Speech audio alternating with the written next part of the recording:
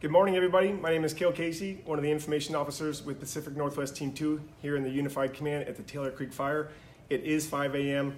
on Thursday, August 2nd, and you are right here in the Merlin community at our Instant Command Post. Thanks for joining us. Estimated acreage today based on the infrared flight at 1 a.m. this morning, so this is just estimated, 31,596 acres, with most of that fire growth to the west. We'll cover that later. Containment remains at 30%. Personnel numbers, 1,022 firefighters today with 29 hand crews, 9 helicopters, 60 engines, and 148 Oregon State Fire Marshal structure protection specialists out there right now. The growth to the west is out in this area, and we'll discuss that after we talk about the good news around the structures. The operations chief last night told the community meeting folks at the North Valley High School that we have one more day of firing and one more day today to link together all the containment lines behind all the structures in the north and northeast of the fire. Crews are out there right now holding and patrolling. And so today we should see from Pickett Creek all the way north, containment line in and mopping up starting to happen.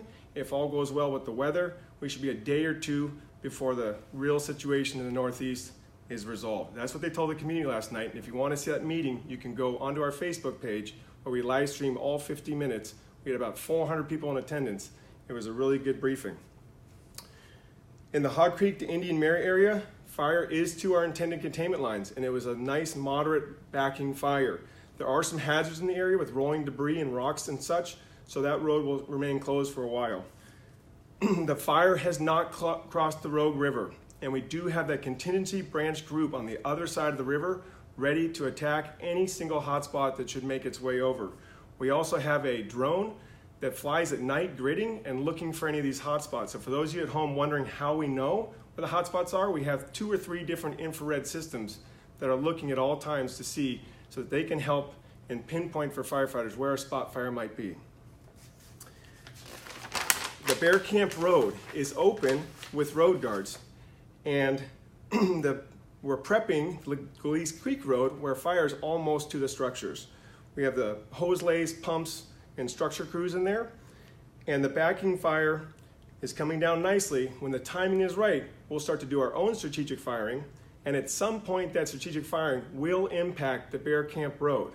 So we're trying to keep it open for every hour that we can going forward, but when that time comes, there will be a closure on the Bear Camp Road.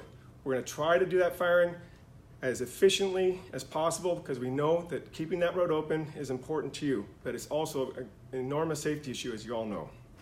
Okay, to the west. The fire made a run late yesterday afternoon, pushing close to our containment line, which is going to be the Chrome Ridge. That Chrome Ridge is Road 2402 in the Cedar Mountain area, and that other fire teams and other fires like the Biscuit have had success holding on that road. The dozer line is in place, and we're going to be using our strategic aerial firing operations today from helicopters, supported by the very large air tankers, pre-treating the ridge with the retardant, and then we'll also have the heavy helicopters. We have a whole fleet of heavy helicopters that will start taking the heat out as that fire pushes our containment line.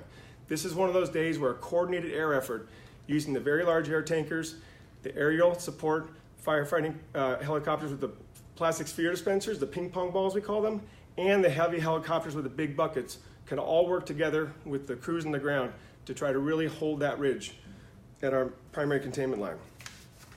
Okay, we're still working on coordinated effort with the Klondike Fire and Pacific Northwest Team 3 so we can develop strategies and maintain readiness to help reduce the risk as the Klondike Fire moves, as our fire moves a little bit to the west, so we don't have any duplication efforts. This is a 100% suppression fire, so our goal is to hook around our fire and totally contain it, and Klondike is working on that too. We always have to have strategic planning contingencies so that if the 2 should make a run, a sudden shift in the weather, that we have a plan, nobody gets hurt. Okay, key points for today. Aviation is most effective when used in total coordination. We'll report on that later today as it unfolds. Operation Smoky with the National Guard that Governor Kate Brown signed is in effect. The hand crews are heading to Gardner today, and we should see some National Guard hand crews heading to this fire at some point when they're ready and briefed in. We also already have the National Guard here doing all of our security. They're called TAPS, security locations, so please, when you see them, thank them for their service. Progression maps we had one at the committee meeting last night. They show the daily progress of the fire. So when you look at one of our progression maps, it's showing you day by day how much the fire grew. A reminder, this is unified command. One of the committee members asked last night why we have two incident commanders. It was actually a really good question. I just want to remind you all, we are used to working as interagency teams always. And in this case, it's a unified command between the Pacific Northwest Type 1 team and the Oregon State Fire Marshals team. Fire marshals have the structures, the federal team has the bigger picture, and we work in total coordination, but we're used to that. So it was a great question by the community, but we just want to let you know, day to day, it's one Green Pants Nation. We have the same mission to protect the structures, save your businesses, and get people back home. Thank you again for taking the time to come to the meeting last night, and especially all the folks who sent out comments and put up signs in the community thanking the firefighters. We passed that on to them. The virtual audience last night was fantastic, and we did repost the operations video because we couldn't see the laser pointer, and that was posted about 8:30 last night. As a reminder, you can sign up for Readiness, Rogue Valley Emergency Management, so rvem.org, and you can always call the Joint Information Center with any questions, 541-474-5305. And let's talk about standing firefighter order number 2. Know what your fire is doing at all times. We're really grateful for the new technology, having the drones out there at night, keeping eyes for our troops. Stay safe out there, folks. We'll come back to you later with answers to your questions, so keep posting them throughout the day, whether you're watching this now live at 5 or whenever you get a chance to watch it. Thank you.